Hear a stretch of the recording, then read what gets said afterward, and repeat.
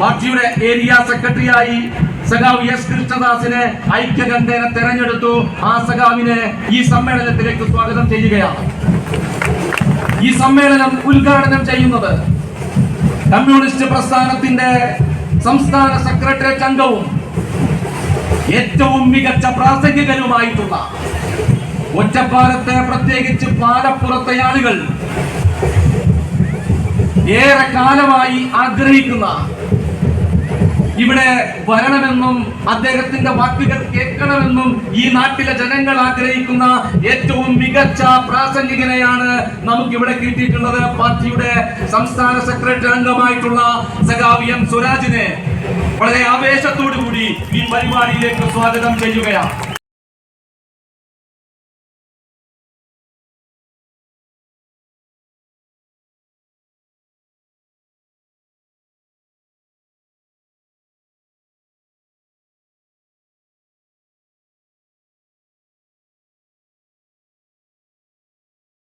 സംസ്ഥാനത്താകെ area സമ്മേളനങ്ങൾ നടന്നുകൊണ്ടിരിക്കുന്നതിന്റെ ഭാഗമായിട്ടാണ് ഈ ഒറ്റപ്പാലം ഏരിയ സമ്മേളനം ഇവിടെ പ്രതിനിധി സമ്മേളനത്തിന് ശേഷം പൊതുസമ്മേളനത്തോടു കൂടി അവസാനിക്കാൻ വേണ്ടി പോകുന്നത്. കഴിഞ്ഞ ഏതാണ്ട് ഒരു 10 ദിവസത്തോളമായി ഈ സമ്മേളനത്തിന്റെ ഭാഗമായിട്ടുള്ള അനുബന്ധ പരിപാടികൾ, ആ അനുബന്ധ പരിപാടികളുടെ ഭാഗമായി കൊണ്ട് ഞാൻ എന്റെ അധ്യക്ഷ പ്രസംഗം അവസാനിപ്പിക്കുകയാണ്.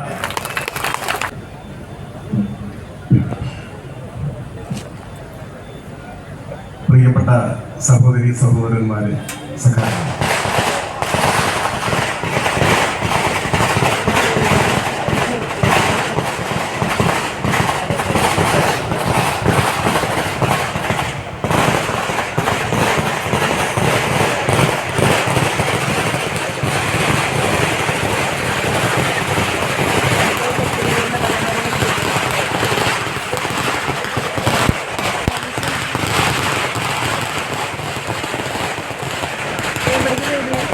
നാം ഈ മൈതാനിയിൽ ഒത്തുകൂടുമ്പോൾ ഒരു ഉത്സവാന്തരീക്ഷമാണ് ഇവിടെ ഉള്ളത്.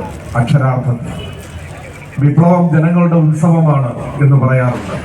സമ്മേളനങ്ങളും ആഘോഷപൂർവ്വം ഏറ്റെടുത്ത് കാണാനാവുക.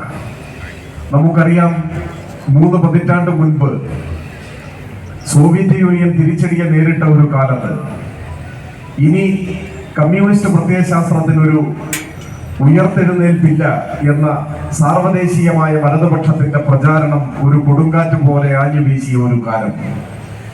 ഇനി ഒരിക്കലും തിരിച്ചു വരാൻ കഴിയാത്ത വിധം കുഴിച്ചു മൂടപ്പെട്ടു സോഷ്യലിസവും കമ്മ്യൂണിസവും എല്ലാം എന്ന് ലോകമെമ്പാടുമുള്ള മുതലാളിത്തത്തിന്റെ വൈതാളികന്മാർ നിരന്തരമായ പ്രചരണം അഴിച്ചുവിട്ട ഒരു ഘട്ടം. അന്ന് എഴുതിപ്പൊട്ടിയ കമ്മ്യൂണിസ്റ്റ് വിരുദ്ധ പ്രബന്ധങ്ങൾ നമുക്ക് സങ്കല്പിക്കാൻ കഴിയുന്നതിനും അപ്പുറമാണ്. ആ നാളുകളിലാണ് മലയാള മനോരമ ദിനപത്രം CPIM പിരിച്ചുവിടണം എന്ന് നമ്മളെ ഉപദേശിച്ചത്. പക്ഷേ ഇന്ന് 3 പതിറ്റാണ്ടുകൾ കഴിയുമ്പോൾ ലോകത്തിന്റെ വിവിധ ഭാഗങ്ങളിൽ നിന്നും പുറത്തു വരുന്ന വാർത്തകൾ, റിപ്പോർട്ടുകൾ കമ്മ്യൂണിസവും സോഷ്യലിസവും എല്ലാം കുഴിച്ചുകൂടി എന്ന വാർത്തകളല്ല, മറിച്ച് എവിടെയെല്ലാം ചൂഷണവും അടിച്ചമർത്തലും ഉണ്ടോ, എവിടെയെല്ലാം പാർശ്വവൽക്കരിക്കപ്പെട്ട ജനങ്ങൾ കൂടുതൽ ദുരിതങ്ങൾ ഏറ്റുവാങ്ങുന്നുവോ അവിടെയെല്ലാം കൂടുതൽ തീക്ഷ്ണമായ സമരങ്ങൾ ഉയർന്നു വരുന്നു. മുതലാളിത്ത ചൂഷണത്തിനെതിരായ സമരം, തൊഴിലെടുക്കുന്നവരുടെ, സാധാരണക്കാരുടെ, അടിച്ചമർത്തപ്പെടുന്നവരുടെ പോരാട്ടങ്ങൾ, ആ സമരങ്ങൾ കൂടുതൽ ശക്തി പ്രാപിക്കുന്നു. അത്തരം സമരങ്ങൾ പല രാജ്യത്തെയും മഹാഭൂരിപക്ഷത്തിന്റെ പിന്തുണയുള്ള വലിയ പോരാട്ടങ്ങളായി വളരുന്നു. ചിലയിടങ്ങളിൽ ആ സമരത്തിന് നേതൃത്വം കൊടുക്കുന്ന ജനകീയ നേതാക്കന്മാർ അവിടുത്തെ തിരഞ്ഞെടുപ്പുകളിൽ ഏറ്റവും കൂടുതൽ അംഗീകരിക്കപ്പെടുന്നവരായി, വിജയിക്കുന്നവരായി മാറുന്നു. അങ്ങനെ സോവിയറ്റ് തകർച്ചയ്ക്ക് 3 പതിറ്റാണ്ട് പ്രായമാകുമ്പോഴും ലോകത്തിന്റെ പല ഭാഗങ്ങളിലും ഇടതുപക്ഷ രാഷ്ട്രീയം ഉയർത്തിപ്പിടിക്കുന്നവർ രാഷ്ട്രീയ അധികാരത്തിലേക്ക് തിരഞ്ഞെടുക്കപ്പെടുന്നു എന്ന വാർത്തയാണ് 2024 നമുക്ക് വായിക്കാനാവുന്നത്. ഏതാനും ആഴ്ചകൾക്ക് മുൻപാണ് അമേരിക്കയുമായി അതിർത്തി പങ്കുവയ്ക്കുന്ന ഒരു കൊച്ചു രാജ്യം മെക്സിക്കോ. ആ മെക്സിക്കോയിലെ തെരഞ്ഞെടുപ്പിൽ അവിടുത്തെ ഇടതുപക്ഷ സഖ്യം വിജയിച്ച അധികാരത്തിലെത്തിയ വാർത്ത നമ്മെ തേടിയെത്തി. മലയാളത്തിലെ മാധ്യമങ്ങൾക്ക് പോലും അത് റിപ്പോർട്ട് ചെയ്യേണ്ടതായി വന്നു. മെക്സിക്കോയുടെ പതിറ്റാണ്ടുകൾ നീണ്ട ചരിത്രത്തിൽ ആദ്യമായാണ് ഇടതുപക്ഷ രാഷ്ട്രീയ സഖ്യം തിരഞ്ഞെടുപ്പിൽ വിജയിച്ച് അധികാരത്തിൽ വരുന്നത്. ക്ലോദിയ ഷെയിൻബാം എന്ന വനിതയാണ് മെക്സിക്കോയുടെ പുതിയ പ്രസിഡന്റായി തിരഞ്ഞെടുക്കപ്പെട്ടത്. ചരിത്രത്തിൽ ആദ്യമായി മെക്സിക്കോയിൽ ഒരു ഇടതുപക്ഷ ഗവൺമെന്റ് ഉണ്ടാകുന്നു. ചരിത്രത്തിൽ ആദ്യമായി ഒരു വനിത ആ രാജ്യത്തിന്റെ പ്രസിഡന്റായി അധികാരമേൽക്കുന്നു. ഇത് ഒറ്റപ്പെട്ടൊരു അനുഭവമല്ല, സമാനമായ അനുഭവങ്ങൾ ലോകത്തിലെ പല രാജ്യങ്ങളിലും ഇപ്പോൾ ഉണ്ടാവുന്നു. ലാറ്റിൻ അമേരിക്കയിലെ പ്രബലമായ ഒരു രാഷ്ട്രമാണ് ചിലി.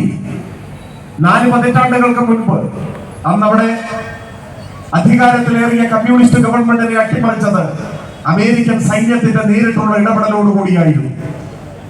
ചിലിയുടെ പ്രസിഡന്റായിരുന്ന സാൽവഡോർ അലൻഡെ അന്ന് കൊല്ലപ്പെട്ടു.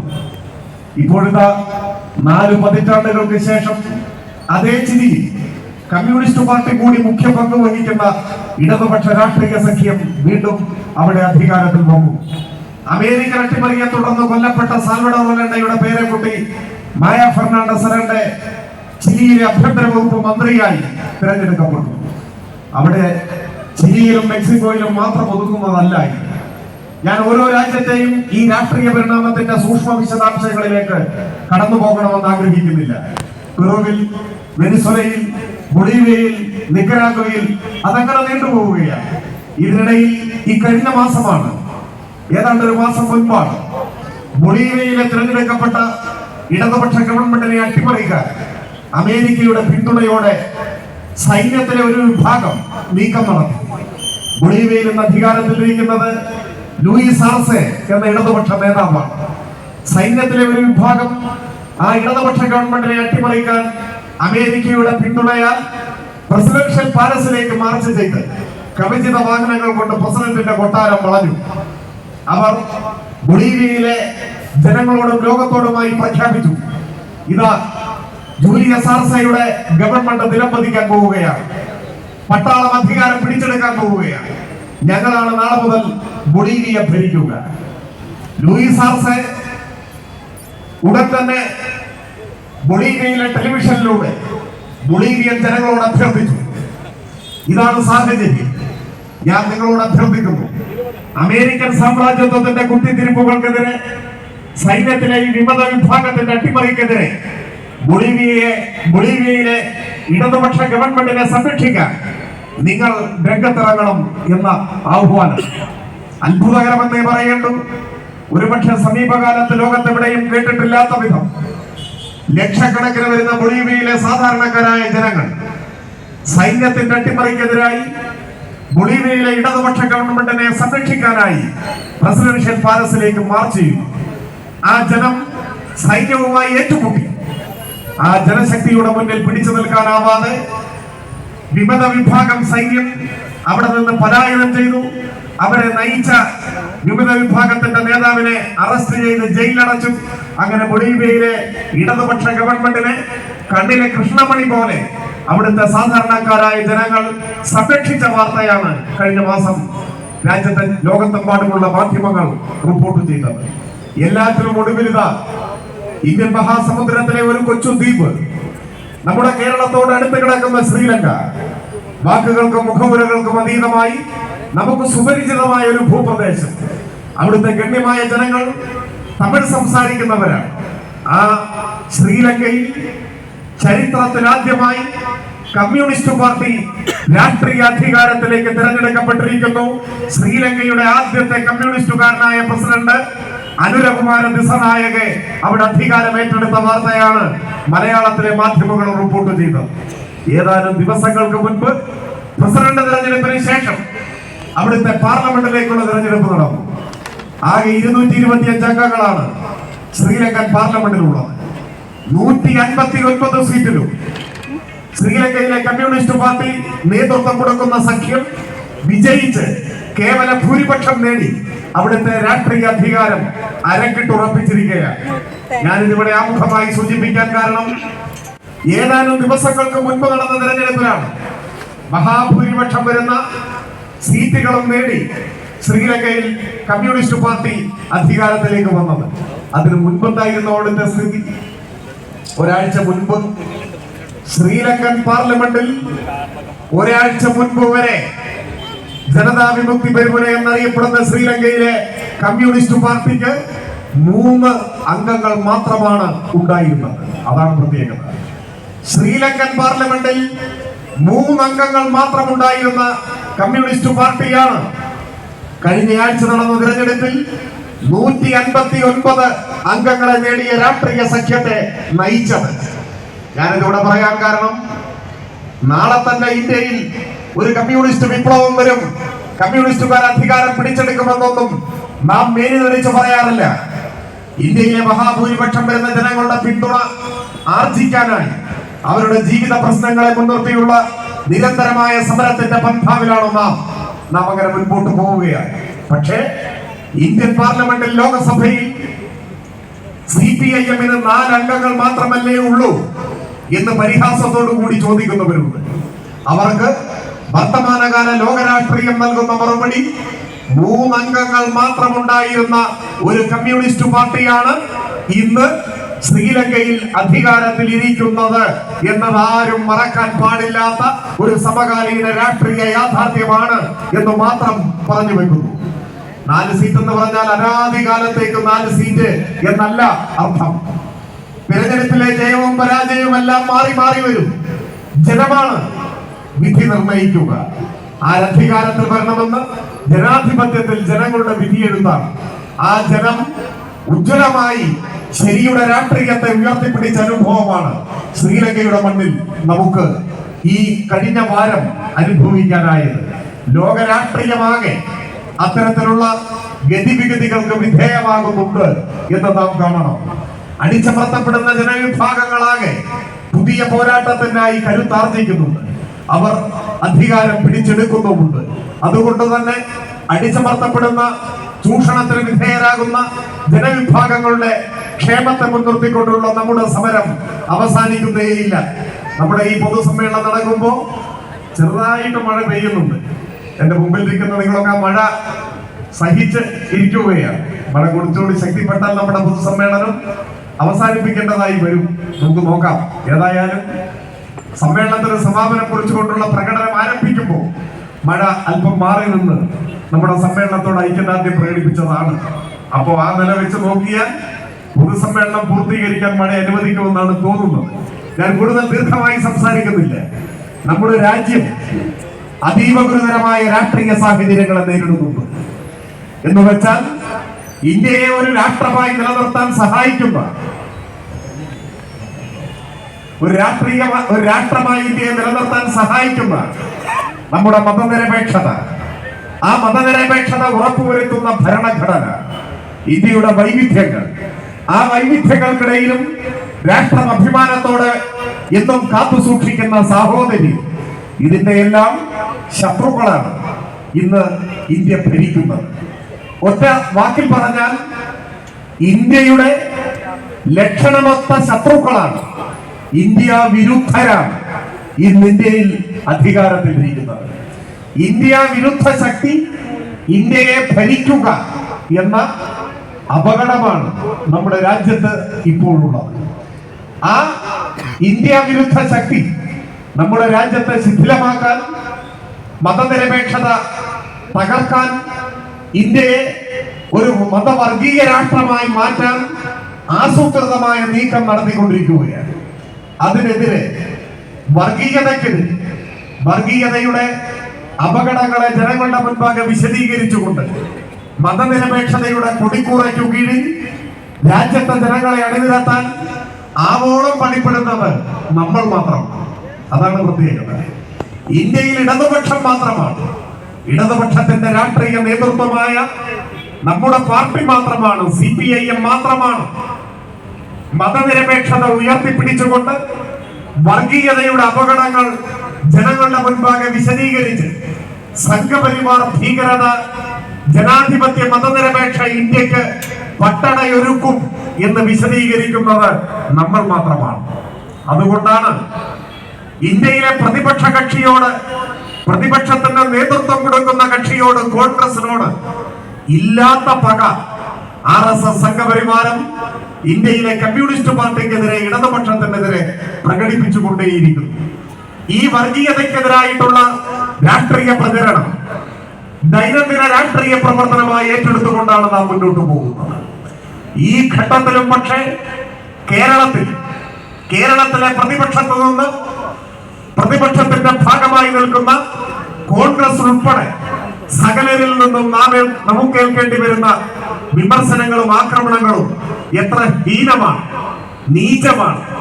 നിങ്ങൾ നോക്കൂ, ഈ കഴിഞ്ഞ ദിവസങ്ങളിലെല്ലാം കേരളത്തിലെ കോൺഗ്രസും ലീഗും അവരുടെ കൂട്ടാളികളും അവരെ സഹായിക്കുന്ന ഒരു വിഭാഗം മാധ്യമങ്ങളും ആവർത്തിച്ച് പ്രചരിപ്പിക്കാൻ ശ്രമിക്കുന്ന ഒരു കാര്യം, കേരളത്തിലെ ഗവൺമെന്റിന് നേതൃത്വം കൊടുക്കുന്ന മുഖ്യമന്ത്രി സംഘപരിവാരവുമായി ഒത്തുതീർപ്പുണ്ടാക്കുന്നു അല്ലേ? അതാണ് പ്രചരണം.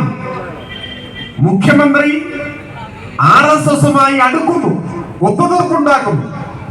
ഈ പ്രചാരവേലയ്ക്ക് കുറച്ചു നാളുകളായി നേതൃത്വം കൊടുക്കുന്നത് കൊടിയ വർഗീയതയുടെ സംഘടനാ രൂപമായ ജമാഅത്തെ ഇസ്ലാമിയുടെയും SDPI-യുടെയും പ്രവർത്തകരാണ്, അവരുടെ നേതൃത്വമാണ്.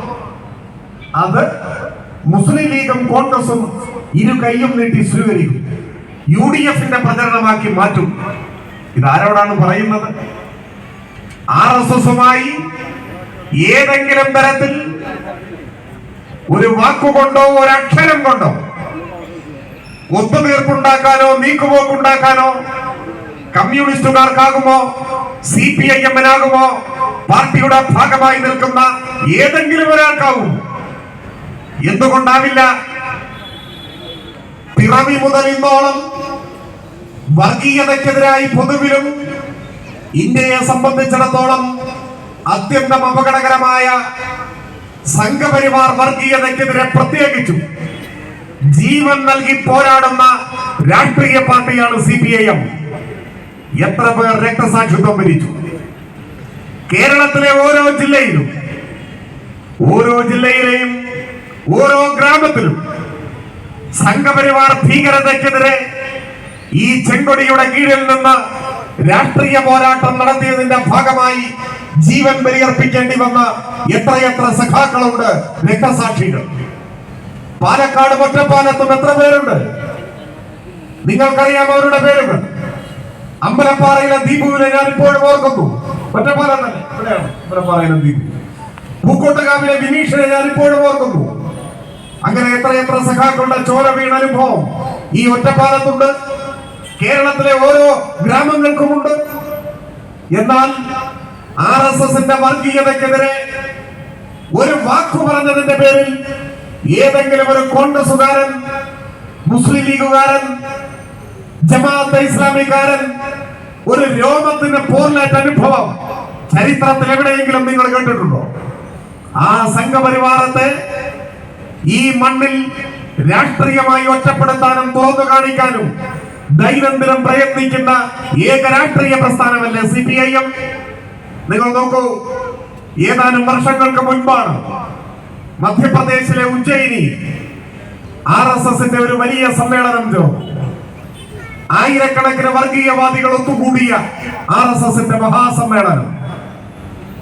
ആ സമ്മേളനത്തിൽ സംഘപരിവാർ നേതാക്കന്മാർ പലരും പങ്കെടുത്തു. അധ്യക്ഷൻ ഒരു പാർലമെന്റ് അംഗമാണ്. ആ വേദിയിൽ മാധ്യമങ്ങളും ജനങ്ങളും സാക്ഷികളായി നിൽക്കെ RSSന്റെ നേതാവ് കുന്ദൻ ചന്ദ്രാവത്ത് ഒരാഹ്വാനം നടത്തി. എന്തായിരുന്നു ആഹ്വാനം? ചിലർ സൗകര്യപൂർവ്വം മറക്കാൻ ശ്രമിക്കുകയാണ്. അങ്ങനെ മറക്കാവതല്ല. ആഹ്വാനം മറ്റൊന്നുമായിരുന്നില്ല. പിണറായി വിജയന്റെ തലയറുത്തു കൊണ്ടുവരുന്നയാൾക്ക് 1 കോടി രൂപ ഞങ്ങൾ ഇനാം നൽകും. അതായിരുന്നു RSS വേദിയിലെ കുന്ദൻ ചന്ദ്രാവത്ത് എന്ന സംഘപരിവാർ നേതാവിന്റെ പരസ്യ ആഹ്വാനം. സമീപകാല ഇന്ത്യയിൽ ഇത്തരമൊരു ആഹ്വാനം നിങ്ങൾ ആരെങ്കിലും കേട്ടിട്ടുണ്ടോ? രാഷ്ട്രീയമായ വിയോജിപ്പുകൾ ഉണ്ടാവാം, അഭിപ്രായ ഭിന്നതകൾ, തർക്കങ്ങൾ. പക്ഷേ ഏതെങ്കിലും ഒരു പാർട്ടിയുടെ നേതാവിനെ കായികമായി ആക്രമിച്ചു കൊല്ലണം എന്ന് ഏതെങ്കിലും ഒരു രാഷ്ട്രീയ പ്രസ്ഥാനത്തിന്റെ ഭാഗമായി നിൽക്കുന്നവർ പരസ്യമായി ആഹ്വാനം ചെയ്ത അനുഭവം ഈ അടുത്ത കാലത്ത് ഇന്ത്യയിൽ എവിടെയെങ്കിലും ഉണ്ടായിട്ടുണ്ടോ? ഇല്ല. ഇത് ആ അർത്ഥത്തിൽ ആദ്യത്തെ അനുഭവമാണ്. ദേശീയ മാധ്യമങ്ങൾ പോലും വലിയ പ്രാധാന്യത്തോടെയും ഉത്കണ്ഠയോടെയും ഈ വാർത്ത റിപ്പോർട്ട് ചെയ്തു. എന്തുകൊണ്ടാണ് സംഘപരിവാർ നേതാവിന് പിണറായി വിജയനെ തന്നെ കൊല്ലണം എന്ന് ആഹ്വാനം ചെയ്യേണ്ടി വന്നത്? പറയുമ്പോ ഇന്ത്യയിൽ ഒരൊറ്റ സംസ്ഥാനം മാത്രം ഭരിക്കുന്ന പാർട്ടിയല്ലേ നമ്മുടെ പാർട്ടി? കേരളം മാത്രം ഭരിക്കുന്ന പാർട്ടിയാണ് CPIM. നേരത്തെ സൂചിപ്പിച്ചതുപോലെ ലോകസഭയിൽ CPIMന്റെ അംഗബലം വളരെ കുറവാണ്. ഇന്ത്യയിൽ പ്രതിപക്ഷത്തെ പ്രധാന പാർട്ടി കോൺഗ്രസ് ആണ്. സ്വാഭാവികമായും RSSന് അവരോടല്ലേ രാഷ്ട്രീയമായി ഒരു ശത്രുത കൂടുതൽ ഉണ്ടാവേണ്ടത്? എന്നാൽ നാളിതുവരെ ഏതെങ്കിലും ഒരു കുന്ദൻ ചന്ദ്രാവത്ത് രാഹുൽ ഗാന്ധിയുടെ തലയെടുത്ത് കൊണ്ടുവന്നാൽ ഇനാം നൽകാം എന്ന് പ്രസംഗിച്ചതായി നിങ്ങൾ കേട്ടിട്ടുണ്ടോ? കേരളത്തിൽ പ്രതിപക്ഷ നേതാവിന്റെ തലയെടുത്ത് കൊണ്ടുവന്നാൽ ഒരു 100 രൂപ ഞങ്ങൾ ഇനാം തരാമെന്ന് ഏതെങ്കിലും RSSകാരൻ എവിടെയെങ്കിലും പ്രസംഗിച്ചിട്ടുണ്ടോ? ശരിയായ രാഷ്ട്രീയ യാഥാർത്ഥ്യങ്ങളെ മനസ്സിലാക്കാൻ മലയാളികൾ കാണിച്ച വിവേകത്തെ നാം അഭിവാദ്യം ചെയ്യേണ്ട ഒരു സന്ദർഭം കഴിഞ്ഞ തെരഞ്ഞെടുപ്പ് ദിവസമായിരുന്നു, നിയമസഭാ തെരഞ്ഞെടുപ്പ് ദിവസം. ഈ ടെലിവിഷൻ ചാനലുകളും പത്രങ്ങളും ആകെ പ്രതിപക്ഷത്തിന്റെ പ്രചരണ വാചകങ്ങളെ ഏറ്റുപാടിയപ്പോൾ 6 മാസക്കാലം നിരന്തരമായി മലയാളിയുടെ മസ്തിഷ്ക പ്രക്ഷാളനത്തിനായി എല്ലാ ഇടതുപക്ഷ വിരുദ്ധ നുണക്കഥകളും നിരന്തരം അവതരിപ്പിച്ചപ്പോഴും പക്ഷെ ജനങ്ങൾ അവരുടെ അനുഭവ ബോധ്യങ്ങളിൽ അടിയുറച്ചു നിന്ന് വോട്ട് ചെയ്തു. ജനങ്ങൾക്ക് അവരുടെ അനുഭവങ്ങളായി ഒന്നുമില്ല. ഇവിടെ ഒത്തുകൂടിയിരിക്കുന്നവരിൽ ഏതാണ്ട് എല്ലാവരും ഇടതുപക്ഷ പ്രസ്ഥാനത്തിന്റെ ഭാഗമായി നിൽക്കുന്നവരാകുമെന്ന കാര്യത്തിൽ സംശയമില്ല. എന്നാൽ ഇവിടെ ഒത്തുകൂടിയിട്ടില്ലാത്തവർ ആ തെരഞ്ഞെടുപ്പിൽ നമുക്കാണ് വോട്ട് ചെയ്യുന്നത്. രാഷ്ട്രീയമായി ചില കാരണങ്ങളാൽ പല ഘട്ടങ്ങളിലും നമ്മളെ വിമർശിക്കുന്നവർ, നമ്മോട് വിയോജിക്കുന്നവർ പക്ഷെ നമുക്ക് വോട്ട് ചെയ്യും. ഇപ്പൊ നിങ്ങൾ നോക്കൂ, ഈ കേരളത്തിൽ ഇടതുപക്ഷ ജനാധിപത്യ മുന്നണി ഗവൺമെന്റിന് ഇനിയും തുടർച്ചയുണ്ടാവണം എന്നാഗ്രഹിക്കുന്നത് നമ്മൾ മാത്രമല്ല. ഇവിടെ ഇപ്പൊ മൈതാനത്ത് ഒത്തുകൂടിയിട്ടുള്ളത് CPIM അംഗങ്ങളും അനുഭാവികളും ഒക്കെ ആയിട്ടുള്ളവരാണ്. എന്നാൽ കേരളത്തിൽ LDF ഗവൺമെന്റിന് തുടർച്ച വേണം എന്നാഗ്രഹിക്കുന്നത് പതാകകളുടെ നിറഭേദങ്ങൾക്കപ്പുറത്ത് കേരളത്തിലെ ഗണ്യമായ ശതമാനം സാധാരണക്കാരായ മനുഷ്യരാണ്. എന്തുകൊണ്ട്? കേരളത്തെ എങ്ങനെയൊക്കെ നാം മാറ്റി. മാധ്യമങ്ങൾ എത്ര മൂടി വെക്കാൻ ശ്രമിച്ചാലും കേരളത്തിൽ എത്ര വലിയ മാറ്റമാണ് ഈ കഴിഞ്ഞ 8 കൊല്ലം കൊണ്ടുണ്ടായത്.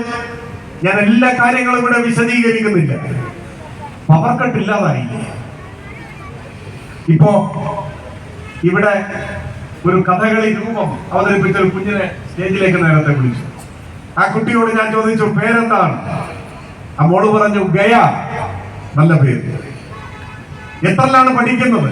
1ാം ക്ലാസ് പഠിക്കുന്ന കുട്ടിയാണ്. ആ കുട്ടിയോട് നിങ്ങൾ ചോദിക്കൂ, പവർ കട്ട് എന്ന് പറഞ്ഞാൽ എന്താണെന്ന് അറിയുന്നുണ്ടാവില്ല. അങ്ങനെ ഒരു വാക്ക് ആ കുഞ്ഞ് കേട്ടിട്ടേ ഉണ്ടാവില്ല. എന്തുകൊണ്ട്? കഴിഞ്ഞ 8 കൊല്ലമായി കേരളത്തിന് അതില്ല. അപ്പോ 10 വയസ്സുകാരി 1ാം ക്ലാസ്സിൽ പഠിക്കുന്ന 5 വയസ്സുള്ള അല്ലെങ്കിൽ 6 വയസ്സുള്ള ആ കുഞ്ഞ് ജനിച്ചതിന് ശേഷം ഇങ്ങനെ ഒരു വാക്ക് കേരളത്തിൽ ആരും പറഞ്ഞിട്ടില്ല, ആ വീട്ടിലും പറഞ്ഞിട്ടില്ല. പിന്നെ എങ്ങനെ പവർ കട്ട് അറിയും? 2ാം ക്ലാസ്സിൽ പഠിക്കുന്ന ഒരു കുട്ടി, 3ാം ക്ലാസ്സിൽ പഠിക്കുന്ന ഒരു കുട്ടി, 4ലും 5ലും പഠിക്കുന്ന കുട്ടി പവർ കട്ട് അറിയില്ല. 2-3 വയസ്സാവില്ലേ ഒരു കുഞ്ഞിന് ഓർമ്മയൊക്കെ ഉറയ്ക്കുമ്പോഴേ. അപ്പോ ഒരു 10 വയസ്സുള്ള കുട്ടിക്ക് പോലും പവർ കട്ട് അറിയാതെ ഈ രാജ്യത്ത്, ഈ നാട്ടിൽ, നമ്മുടെ നാട്ടിൽ വളരുകയാണ്. ഇന്ത്യ രാജ്യത്ത് ഇങ്ങനെ ഒരു നാടേ ഉള്ളൂ കേട്ടോ, കേരളം മാത്രം. പവർ കട്ടും ലോഡ് ഷെഡിങ്ങും ഇല്ലാത്ത ഒരു നാട്. ഉമ്മൻചാണ്ടി കേരളത്തിന്റെ മുഖ്യമന്ത്രിയായിരുന്നപ്പോ ആദ്യം അരമണിക്കൂർ പവർ കട്ട്, അല്ലേ? അരമണിക്കൂർ പവർ കട്ട് എന്ന് പറഞ്ഞാൽ മുന്നിലൊക്കെ നമ്മുടെ സഹോദരിമാരിരിക്കുന്നുണ്ട്, ഒരു സീരിയൽ പോയി, അതാണ്. സഹോദരിമാർ എന്ന് പറഞ്ഞുകൂടാ, സ്ത്രീവിരുദ്ധം. സഹോദരന്മാരും കൂടിയിട്ടാണ് സീരിയൽ കാണുന്നത്. ഒരു സീരിയൽ പോയി, കുറച്ച് കഴിഞ്ഞപ്പോ 1 മണിക്കൂർ കട്ട്, അപ്പൊ 2 സീരിയൽ പോയി. പിന്നെ അപ്രഖ്യാപിത കട്ട് എന്ന് വെച്ചാൽ കരണ്ട് പോയാൽ എപ്പോ വരുമെന്ന് ആർക്കും പറയാനാവില്ല. വന്നാൽ വന്നു. വ്യവസായങ്ങൾക്ക് 100% പവർ കട്ട്. അതായിരുന്നു ഈ കേരളം. ഇരുട്ടിലാണ്ട് പോകുന്ന ഘട്ടത്തിലാണ് 2016 ഇടതുപക്ഷ ജനാധിപത്യ മുന്നണിയുടെ ഗവൺമെന്റ് വരുന്നു. പിണറായി മുഖ്യമന്ത്രിയാകുന്നു, മണിയാശാൻ വൈദ്യുതി മന്ത്രിയാകുന്നു. പവർ കട്ട് ഇല്ലാതാക്കി. കൊച്ചി ഇടമൺ പവർ ഹൈവേ യാഥാർത്ഥ്യമായപ്പോഴാണ് കേരളത്തിൽ പവർ കട്ടില്ലാതെ മുൻപോട്ട് പോകാൻ കഴിയുന്ന സ്ഥിതി വന്നത്. ഉമ്മൻചാണ്ടിയുടെ കാലത്ത് ഫയൽ അടച്ചതാണ്. അപ്രായോഗികം എന്ന് എഴുതിയതാണ്. അപ്രായോഗികം എന്നെഴുതി അടച്ചു വെച്ച ഫയലിന് ജീവൻ വെക്കാൻ പിണറായി കേരളത്തിന്റെ മുഖ്യമന്ത്രിയാകേണ്ടി വന്നു. അങ്ങനെയാണ് അസാധ്യമെന്ന് കരുതിയ നാടിന്റെ ക്ഷേമത്തിനുതകുന്ന പദ്ധതികൾ യാഥാർത്ഥ്യമാക്കി എന്നതാണ് ഒന്നാം പിണറായി ഗവൺമെന്റിന്റെ തുടർച്ചയ്ക്ക് അവസരമൊരുക്കിയത്. അങ്ങനെ എത്ര അനുഭവങ്ങൾ. ദേശീയപാത വികസനം നടന്നുകൊണ്ടിരിക്കുകയും ഉമ്മൻചാണ്ടിയുടെ കാലത്ത് അത് അവസാനിപ്പിച്ചതാണ്. ഒരു കാലത്തും നടക്കില്ല എന്ന് വിധിയെഴുതി. കേരളത്തിൽ ദേശീയപാത വികസനം അസാധ്യമാണ് എന്ന് വിധിയെഴുതി. National Highway Authority of India ദേശീയപാത വികസനത്തിന് വേണ്ടി ആരംഭിച്ച ഓഫീസ് അടച്ചുപൂട്ടി. അവർ വണ്ടി കയറി. നമ്മുടെ ഗവൺമെന്റ് വന്നപ്പോ ആ പദ്ധതി വീണ്ടും ജീവൻ വെച്ചു. ഇപ്പോഴിതാ 60% കേരളത്തിന്റെ ദേശീയപാത വികസനം പൂർത്തിയായി. മലയാളിയുടെ യാത്രാ സങ്കല്പങ്ങളിൽ വിപ്ലവകരമായ മാറ്റങ്ങൾ വരാൻ പോകുന്നു. അങ്ങനെ എന്തെന്ത് മാറ്റങ്ങൾ ഉണ്ടായി. കേരളത്തിലെ സർക്കാർ സ്കൂളുകൾ, നിങ്ങൾ അടക്കം സ്കൂളിൽ പോകണം, കുട്ടികൾ പഠിക്കുന്ന സ്കൂളൊന്ന് കാണണം. രക്ഷിതാക്കൾ എത്ര കോടി രൂപയാണ് കേരളത്തിന്റെ പൊതുവിദ്യാഭ്യാസ രംഗത്ത് ചെലവാക്കിയത്.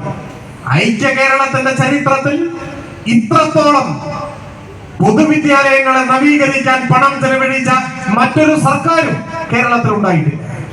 എല്ലാ ക്ലാസ് മുറികളും സ്മാർട്ട് ക്ലാസ് മുറികളായി. എല്ലാ ക്ലാസ് മുറികളിലും കമ്പ്യൂട്ടർ വന്നു, പ്രൊജക്ടർ വന്നു. ആധുനിക ഉപകരണങ്ങളുടെ സഹായത്തോടെ സാധാരണക്കാരന്റെ കുട്ടികൾ സർക്കാർ സ്കൂളിൽ പഠിക്കുന്നു. ഇന്ത്യയിൽ ഇങ്ങനെ ഒരു സംസ്ഥാനം കേരളം മാത്രമേ ഉള്ളൂ. ആശുപത്രികളിൽ വന്ന മാറ്റം. ഇപ്പൊ താലൂക്ക് ആശുപത്രികളിൽ പോലും ഡയാലിസിസ് യൂണിറ്റുകൾ ആരംഭിക്കും. സാധാരണക്കാരനായ ഒരു മനുഷ്യന് പൂർണ്ണ വിശ്വാസം അർപ്പിച്ച് സർക്കാർ ആശുപത്രികളിൽ പോകാം എന്ന സ്ഥിതി വന്നു. ഞാൻ ഓരോ മേഖലയിലെ കാര്യങ്ങൾ എടുത്തു പറയുന്നില്ല. പെൻഷന്റെ കാര്യം ഇപ്പൊ കഴിഞ്ഞ ദിവസമൊക്കെ പത്രത്തിൽ വന്നുകൊണ്ടിരിക്കുന്നത് 1400 ചില്ലാനം പേര് അനർഹർ പെൻഷൻ വാങ്ങുന്നു എന്നുള്ളതാണ്. അവരെ നമ്മുടെ സമൂഹം ശരിയായി വിലയിരുത്തുന്നുണ്ട്. നമ്മൾ കാണേണ്ടത് അത് പിടിക്കാനും നമ്മുടെ ഗവൺമെന്റ് വേണ്ടി വരും. കോളേജ് പ്രൊഫസർ പെൻഷൻ വാങ്ങുന്നു വരും, ക്ഷേമ പെൻഷൻ. നിങ്ങൾ ആലോചിച്ച് നോക്ക്. അപ്പൊ ഇത്തരത്തിലുള്ള ആളുകളും നിറഞ്ഞതാണ് നമ്മുടെ സമൂഹം എന്ന് നമ്മൾ കണ്ടോണം. അത് കണ്ടുപിടിച്ചു, അവരെ നടപടിക്ക് വിധേയരാക്കുകയാണ്. എന്നാൽ 60 ലക്ഷം പാവങ്ങൾ, സാധാരണ മനുഷ്യർ, വാർദ്ധക്യം കൊണ്ട് അവശത അനുഭവിക്കുന്നവർ, കർഷക തൊഴിലാളികൾ, വിധവകൾ, വികലാംഗർ, അനാഥർ, അഗതികൾ, അങ്ങനെ 60 ലക്ഷം മനുഷ്യർക്ക് 1600 രൂപ ഒരു മാസം ക്ഷേമ പെൻഷൻ. ഇന്ത്യയിൽ ഒരേ ഒരു സംസ്ഥാനം ഈ കേരളം, ഇവിടെ മാത്രമാണ്.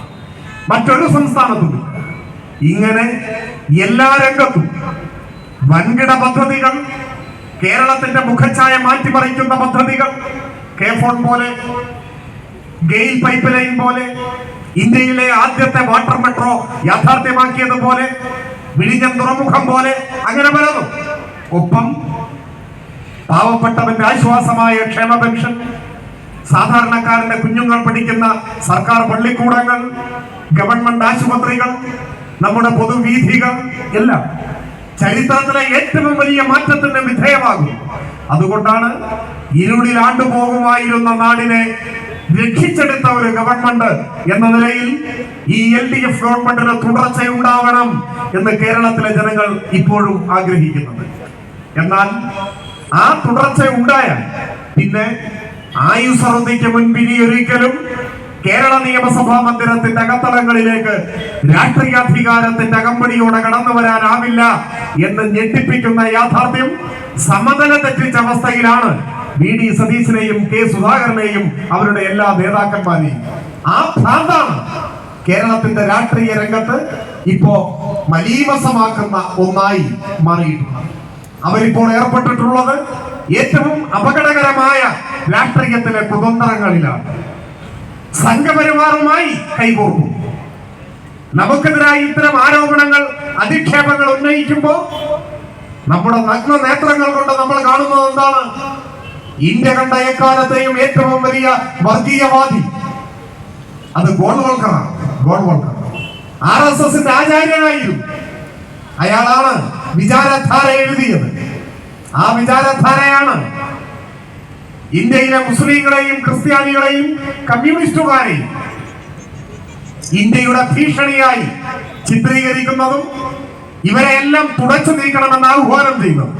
അത്രമാത്രം മനുഷ്യവിരുദ്ധനായ കൊടിയ വർഗീയവാദി RSSന്റെ ആചാര്യനായി.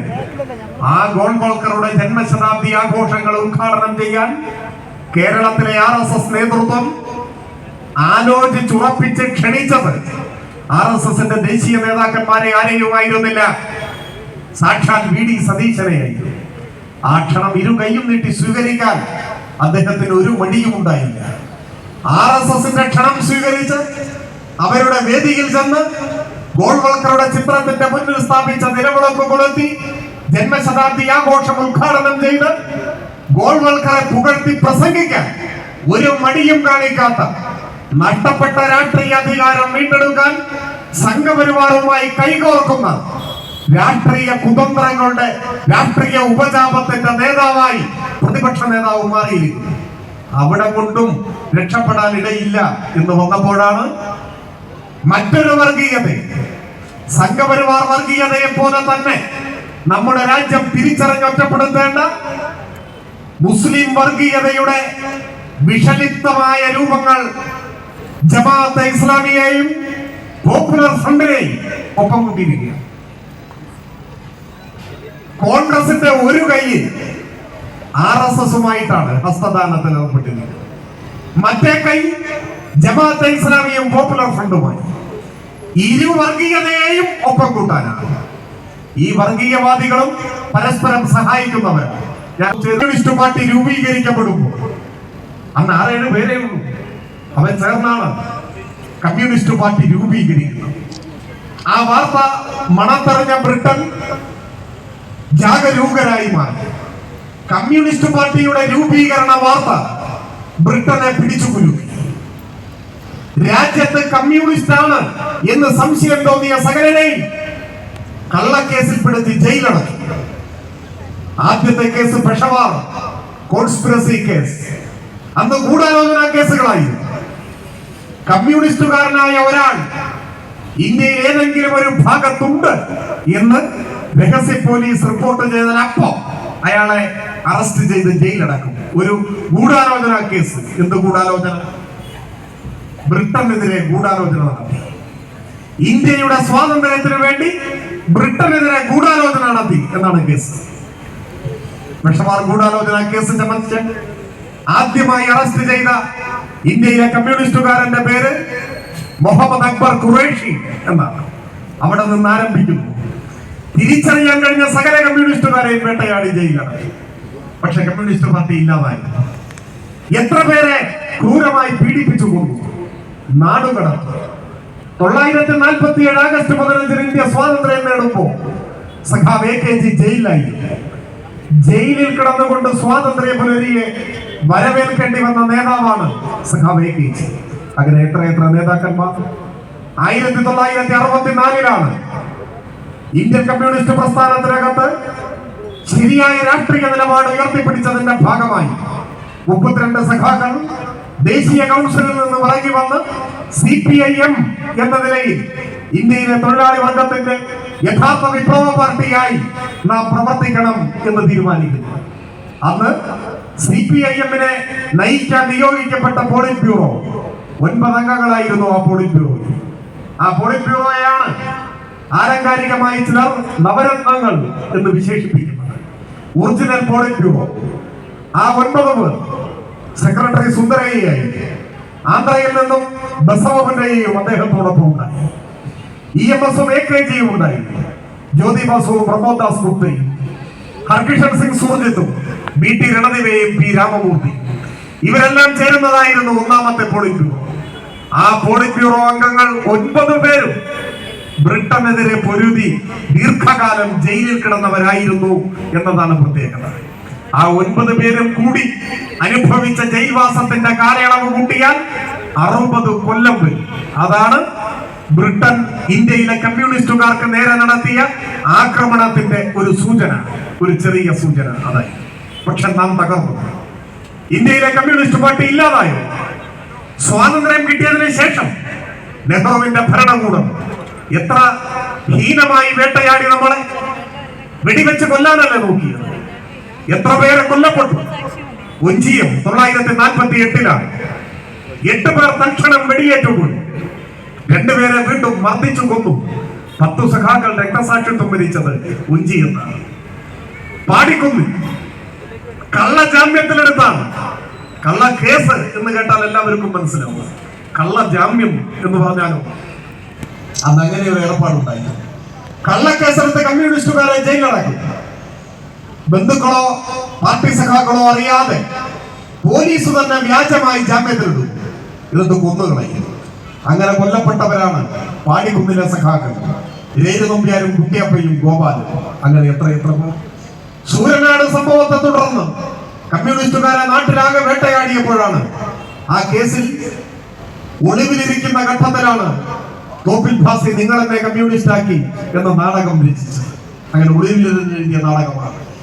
കോൺഗ്രസ് നേതാവ് കോഴിപ്പുറത്ത് മാധവ മേനോനായിരുന്നു അന്ന് ജയിൽ വകുപ്പിന്റെ കൂടി മന്ത്രി.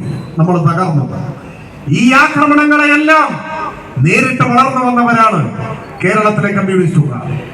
ഈ ആക്രമണ പരമ്പരകളുടെ മുൻപിൽ മുട്ടുമുടക്കാതെ ആദ്യം ബ്രിട്ടനോടും പിന്നെ കോൺഗ്രസിനോട്, അവരുടെ ഗുണ്ടാ സംഘത്തോട്, ജന്മിമാരോട്, അവരുടെ കങ്കാണിമാരോട്, സവർണ മേധാവിത്വത്തോട് എല്ലാം ഏറ്റുമുട്ടി സാധാരണക്കാരന്റെ ജീവത്തായ പ്രശ്നങ്ങൾ ഉയർത്തി ഈ മണ്ണിൽ നാം നടത്തിയ സമര പോരാട്ടങ്ങളുടെ ഭാഗമായാണ് കേരളത്തിൽ തുടർഭരണം വരെ നേടുന്ന ഗവൺമെന്റിന് നേതൃത്വം കൊടുക്കുന്ന പാർട്ടിയായി നമ്മുടെ പാർട്ടി മാറിയത്. അതിന്റെ കാരണം ഇവിടെ ഒത്തുകൂടിയിരിക്കുന്ന ഈ മഹാജനസഞ്ചയത്തെ പോലെ സമരമുഖങ്ങളിൽ സ്വന്തമെന്ന വാക്കുമറക്കുന്നവർ, സ്വന്തം ജീവിതം സാമൂഹ്യ മാറ്റത്തിന് വേണ്ടി സമർപ്പിച്ചവർ, ആ നിസ്വാർത്ഥരായ സാധാരണക്കാരായ പാർട്ടി സഖാക്കളുടെ ആത്മവീര്യമാണ് കമ്മ്യൂണിസ്റ്റ് പാർട്ടി മുൻപോട്ട് നയിച്ചത്. ഇവിടെ ഒത്തുകൂടിയിട്ടുള്ളവരിൽ മഹാഭൂരിപക്ഷം പേരും എനിക്ക് ഉറപ്പുണ്ട്, നിങ്ങൾക്കൊന്നും നിങ്ങളുടെ വ്യക്തി ജീവിതത്തിൽ എന്തെങ്കിലും ഒരു നേട്ടം, വ്യക്തിഗതമായ ഒരു നേട്ടം പാർട്ടി പ്രവർത്തനം കൊണ്ടുണ്ടായിട്ടുണ്ടാവില്ല. നഷ്ടമേ ഉണ്ടായിട്ടുണ്ടാവും, സമയവും സാമ്പത്തികവുമല്ല. എന്നിട്ടും ഈ കൊടിയുടെ പിന്നിൽ നാം നിൽക്കുന്നത് എന്തുകൊണ്ടാണ്? ഈ ലോകത്തിൽ എവിടെയും ഒരു മനുഷ്യൻ ചൂഷണം ചെയ്യപ്പെടുന്നുവെങ്കിൽ, അടിച്ചമർത്തപ്പെടുന്ന വേദന അനുഭവിക്കുന്ന ഒരു മനുഷ്യന്റെ വിലാപം ഉയരുന്നുവെങ്കിൽ, അങ്ങനെയുള്ള ചൂഷണം അവസാനിപ്പിക്കാൻ ഈ ചെങ്കൊടി എന്ന പ്രസ്ഥാനത്തിനെ സാധിക്കുമെന്നും ഒരു നാൾ അങ്ങനെ ചൂഷണരഹിതമായ സമത്വ സുന്ദരമായ ഒരു ലോകം പിറക്കുമെന്നുമുള്ള സ്വപ്നമാണ് നമ്മളെ ഈ രാഷ്ട്രീയ പ്രവർത്തനത്തിന് പ്രേരിപ്പിക്കുന്നത്. നാളെ പഞ്ചായത്ത് മെമ്പറാകാന്ന് കരുതിയിട്ടല്ല ഈ ആളുകളെല്ലാം ഒറ്റപ്പാലത്തൊത്തു കൂടിയത്. ഇത്രയും പേർക്ക് മത്സരിക്കാൻ എവിടെ വാർഡ്, എവിടെ സീറ്റ്? പഞ്ചായത്ത് മെമ്പറാകാനല്ല. പിന്നെയോ ഒരു നാൾ വരും, ഏതൊരു പാഴ്മുളയും പൂത്തുലയുന്ന ശ്ലീലവസന്തത്തിന്റെ നാളെ, അന്യന്റെ വാക്കുകൾ പോലും സംഗീതമായി ശ്രമിക്കാൻ കഴിയുന്ന ഒരു ലോകം, മനുഷ്യൻ മനുഷ്യരെയും രാഷ്ട്രം രാഷ്ട്രത്തെയും ചൂഷണം ചെയ്യാത്തൊരു കാലം, എല്ലാ മനുഷ്യരും തുല്യരായി പരസ്പരം മേധാവിത്വത്തിന്റെയും ആധിപത്യത്തിന്റേതുമായ ഒരു ശക്തിയുമില്ലാതെ തുല്യമായ അന്തസ്സോടെ മനുഷ്യർ ജീവിക്കുന്ന ഒരു കാലം വരും എന്ന സ്വപ്നമാണ്. ആ സ്വപ്നത്താൽ പ്രചോദിതരായാണ് നാം കടന്നു വരുന്നത്. അവരാണ് ഈ മഹത്തായ പ്രസ്ഥാനത്തെ ഏത് വെല്ലുവിളിയുടെ ഘട്ടത്തിലും അടിപതറാതെ മുന്നോട്ട് നയിച്ചിട്ടുള്ളത്. ആ വലിയൊരു പരമ്പരയുടെ ഇപ്പോഴത്തെ കണ്ണികളാണ് ഈ മൈതാനത്ത് ഇവിടെ ഒത്തുകൂടിയിരിക്കുന്നവർ. നിങ്ങളാണ് കമ്മ്യൂണിസ്റ്റ് പാർട്ടിക്ക് വഴികാട്ടുന്നവർ. ജനങ്ങളിൽ നിന്നാണ് പാർട്ടി ശരിയായ രാഷ്ട്രീയ പാഠങ്ങൾ സ്വായത്തമാക്കുക. ഈ പാലപ്പുറത്തിന്റെ ആകാശത്തേക്ക് നോക്കൂ, ഒരൊറ്റ നക്ഷത്രവുമില്ല. കാരണം എല്ലാ നക്ഷത്രങ്ങളും ഇവിടെയാണ് ഒത്തുകൂടിയിട്ടുള്ളത്. നിങ്ങളാണ് താരങ്ങൾ.